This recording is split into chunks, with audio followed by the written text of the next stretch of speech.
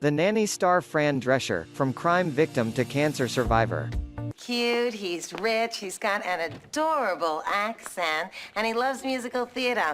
I'll tell you, he's like nobody I've ever met before. What kind of car does he drive? Fran Drescher was born in 1957 in New York. The actress, comedian, writer, and activist is best known for her nasal voice and thick New York accent. And I say, who would make this up? Drescher's first break was a small role as dancer Connie in the 1977 film Saturday Night Fever, before achieving wider fame as the Nanny, for which she was nominated for 2 Emmy Awards and 2 Golden Globe Awards. The show was created and produced by Drescher and her husband, Peter Marc Jacobson, taking much of its inspiration from Drescher's personal life growing up in Queens, involving names and characteristics based on her relatives and friends. The sitcom has also spawned several foreign adaptations, loosely inspired by the original scripts. In this sitcom, she played a woman named Fran Fine, who casually became the nanny of 3 children from the New York high society. With her wit and her charm, she endeared herself to their widower father, stuffy, composed, proper British gentleman, and Broadway producer. Whatever happened to Fran Drescher? Fran Drescher went through several traumatic experiences before overcoming them all with her strength and determination. Before the success of her TV series, in January 1985, 2 armed robbers broke into Drescher and Jacobson's Los Angeles apartment. While one ransacked their home, Drescher and a female friend were raped by the other at gunpoint. Jacobson was also physically attacked, tied up, and forced to witness the entire ordeal. It took Drescher many years to recover, and it took her even longer to tell her story to the press. She was paraphrased as saying in an interview with Larry King that although it was an excruciating ordeal, she found ways to turn it into something positive.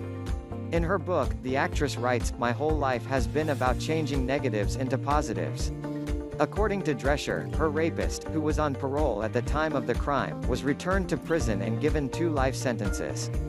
Drescher and Jacobson divorced in 1999. They had no children. Drescher has worked to support gay rights issues after her former husband came out. Drescher has stated that the primary reason for the divorce was her need to change directions in life. Drescher and Jacobson remain friends and business partners. She has stated that we choose to be in each other's lives in any capacity. Our love is unique, rare, and unconditional. Drescher became an outspoken healthcare advocate after encountering another life-threatening experience 15 years after the first one. After 2 years of symptoms and misdiagnosis by 8 doctors, Drescher was admitted to Los Angeles' Cedars-Sinai Hospital on June 21, 2000, after doctors diagnosed her with uterine cancer. She had to undergo an immediate radical hysterectomy to treat the disease. Drescher was given a clean bill of health and no post-operative treatment was ordered. She wrote about her experiences in her second book. Her purpose for this book was to raise consciousness for men and women, to become more aware of the early warning signs of cancer, and to empower themselves. Drescher says, "I was going to learn what I needed to learn, ask questions, become partners with my doctor instead of having some kind of parent-child relationship." On June 21, 2007, the 7th anniversary of her operation, Drescher announced the national launch of a nonprofit organization dedicated to ensuring that all women's cancers be diagnosed while in stage 1, the most curable stage.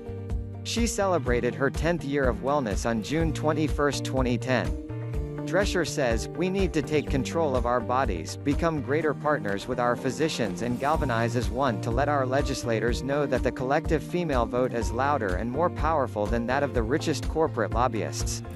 She says her goal is to live in a time when women's mortality rates drop as their health care improves and early cancer detection increases. From a crime victim to a cancer survivor, Fran has put all her efforts to help others improve their chances of surviving. We wish her all the best. Transplants that live in Los Angeles where we tape The Nanny. And you know, it's great. It's great to be in the Holy Land. It's great to be, and that their parents are there to protect them. And when you don't have that, it undermines everything. And I'm sure that you have a lot of issues now as an adult as a consequence.